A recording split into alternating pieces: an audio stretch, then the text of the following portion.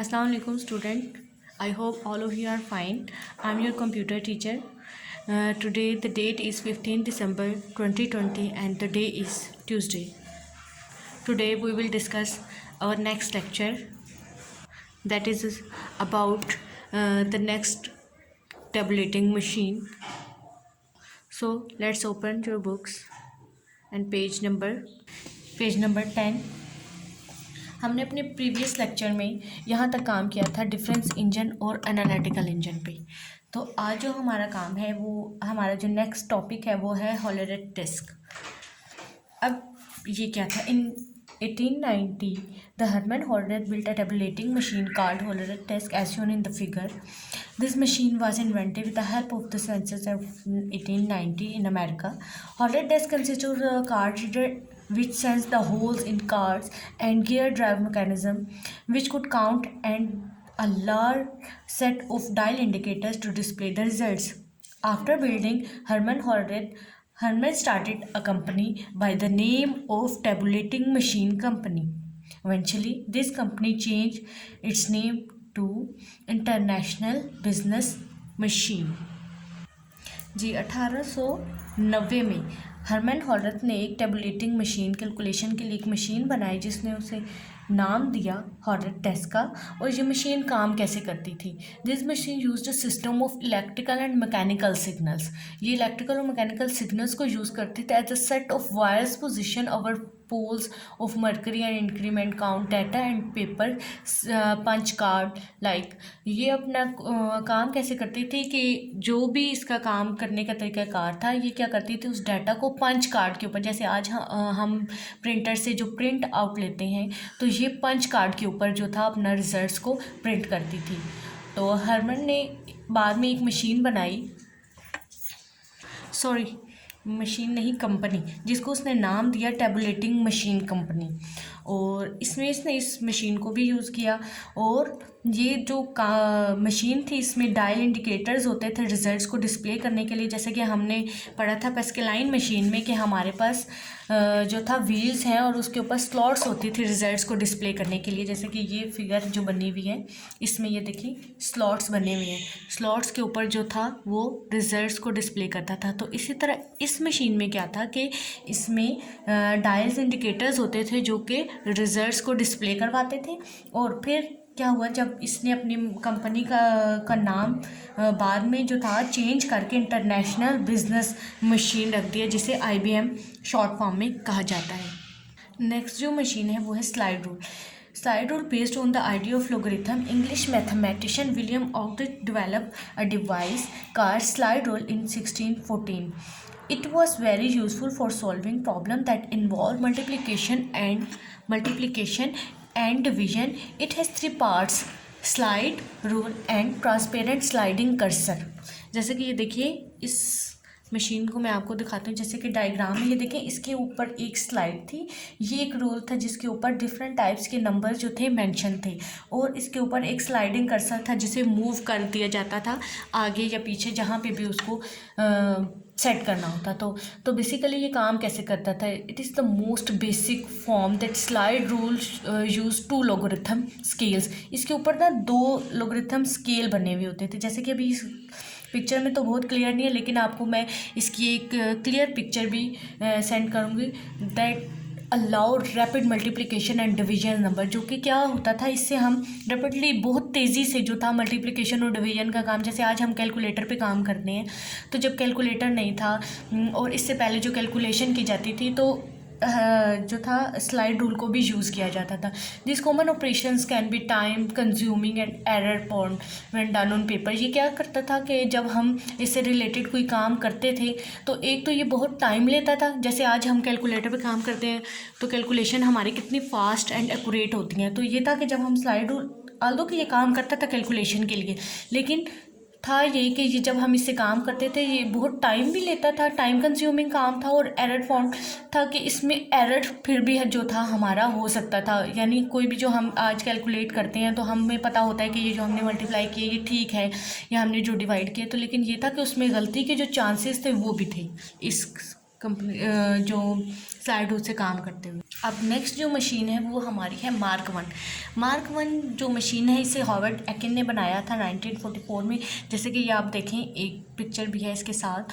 तो ये जो मशीन थी बहुत जो थी, एक तो एक्सपेंसिव बहुत थी और एक इसका जो साइज़ था वो एक रूम के जितना था। जैसे कि यहाँ पे लिखा हुआ था next successful computing machine invented was a digital computer known as Mark 1। ये भी डिजिटल टाइप की, कंप्यूटर टाइप की ही एक मशीन थी जिसे इन्हें नाम दिया Mark 1। It was invented by Howard Aiken in 1944। इसे हॉवर्ड एकिन ने बनाया था 1944 में। Mark 1 could add 3 numbers having 8 digits in 1 second। ये जो मशीन थी ये क्या करती थी कि जैसे आज हम कैलकुलेटर पे नंबर टाइप करते हैं 24 + 26 + 27 या जो भी हम कोई भी नंबर लें, चाहे वो 10 to 9 to 10 डिजिट्स पे कंसिस्ट करता हो, लेकिन ये मशीन इसका एक ये था कि ये जो थी एट ए टाइम 3 डिजिट्स को ऐड करती थी। वो ये मैं आपको दिखाती हूँ कि ये जो मशीन थी ये क्या करती, इट कैन, जैसे कि यहाँ पे लिखा हुआ है, it could count 3 number having 8 digits in 1 second. ये 1 सेकेंड में इसके जो काम करने की स्पीड थी वो तो ठीक थी, बहुत तेज़ थी, लेकिन ये इसके काम करने में हमें मुश्किलात ये थी कि ये 3 नंबर्स को ऐड तो करती थी। जैसे आज हम कैलकुलेटर पे चाहें तो हमारे पास जितने भी इसके आगे अगर कोई और वैल्यूज़ भी आए तो हम उनको भी ऐड कर सकते हैं, लेकिन ये था कि ये 3 नंबर्स को 3 वैल्यूज़ को ऐड करती थी। लेकिन ये था कि इस अगर कोई भी हमारे पास वैल्यू उसमें 8 डिजिट्स थी, जैसे 1 2 3 4 5 6 7 8, अगर इसमें मैं एक और नंबर ऐड कर दूँ, फ़र्ज़ कर लें 9 यहाँ लिख दूँ, तो ये क्या करती थी फिर अब ये इसको इसके साथ ऐड नहीं कर सकती थी। ये सिर्फ उन वैल्यूज़ को ऐड करती थी जिनके अंदर टोटली 8 डिजिट्स का कम्बिनेशन हो, और वो बेशक 3 वैल्यू से आगे की अगर हम इसमें कोई और चीज़ ऐड करना चाहें, जैसे कोई भी वैल्यू ले लेते हैं 6 5 4 3 2 1 9 5, तो ये क्या करती थी कि 3 के अलावा अगली वैल्यू को इसके अंदर ऐड नहीं कर सकती थी। 3 वैल्यूज़ को ऐड करते हुए ये आगे काम चलाती थी। उसके बाद यहाँ आगे जो लाइन में लिखा हुआ है, it could print out its result on punch card. Same ये भी जो हॉर्डेड टेस्ट की तरह अपने रिजल्ट्स को पंच कार्ड पे जो था प्रिंट करते था। मार्क 1 वॉज 50 फीट लॉन्ग, कि ये इसकी लंबाई जो थी 50 फीट लॉन्ग थी, and 8 feet high and weight about 5 ton, और इसका जो वेट था वो 5 टन था। Its use 3000 electrical switches. Mark 1 as shown in figure, जैसे कि ये मशीन दिखाएगी आपको पिक्चर में भी। तो इसके अंदर जैसे आज हम कंप्यूटर यूज़ करते हैं, जो हमारे 2 या 2 स्विचेस पे होता है, एक सीपीयू के साथ जो कनेक्शन हुआ हुआ होता है और एक मॉनिटर स्क्रीन का। तो इसके अंदर था कि 3000 स्विचेस जो थे वो यूज़ होते थे इसको चलाने के लिए, 3000 स्विचेस। तो आप देख लें कि ये मशीन कितनी बड़ी होगी और कैसे काम करती होगी। अगर कोई एक स्विच भी ख़राब हो जाए या कहीं पर भी इसका कोई फॉल्ट हो तो उसको डिटेक्ट करना कितना मुश्किल काम होता होगा। उसके बाद मार्क 2, 3 एंड 4 भी जो था वो भी बनाया गया, also built under the supervision of Howard Eakin with extended capabilities. कि मार्क 2, 3, 4 तक भी बनाए गए, जैसे कि ये मार्क 1 है तो वो भी अंडर सुपरविजन, हॉवर्ड एकिन के ही अंडर सुपरविजन ये बनाए गए, और उनमें कुछ और कैपेबिलिटीज़ भी, जैसे इसमें था कि ये एडिशन का काम करती थी, तो उसमें और भी जो कैपेबिलिटीज़ थी काम करने की वो भी इनमें ऐड की गई। Moreover, since computer evaluation is a continuous process, it has not stopped in the modern era। अब ये क्या है कि कंप्यूटर की जो डेवलपमेंट होती रही उस टाइम से लेके आज तक, ये अब भी जो है कंटिन्यूसली जो है डेवलपमेंट हो रही है, लेकिन ये कंटिन्यूस प्रोसेस है जो स्टॉप नहीं हो सकता। New system are being developed to provide voice recognization and understand natural language. HPC, अब ये HPC क्या है? HPC stand for high performance computing, is being use today data centers for fast data processing. High performance computing यानी HPC is use to parallel processing for running advance application program efficiently, reliably and fast. अब what is the meaning of parallel processing, कि ये parallel processing यानी ये काम कैसे करता था HPC जो है इसमें एक एबिलिटी है डाटा को प्रोसेस करने की और परफॉर्म कॉम्प्लेक्स कैलकुलेशन जो है एट अ हाई स्पीड पे ये बहुत लार्ज अमाउंट में जो कैलकुलेशन है वो करता है। One of the best non type of HPC solution is super computer, कि जो जैसे सुपर कंप्यूटर काम करता है एज इट इज़, इसकी जो बेस्ट टाइप है वो सुपर कंप्यूटर ही है। सुपर कंप्यूटर अब काम कैसे करता है, आप आगे जब सुपर कंप्यूटर में पढ़ेंगे तो आपको ये क्लियर हो जाएगा कि पैरेलल प्रोसेसिंग और ये सुपर कंप्यूटर क्या है।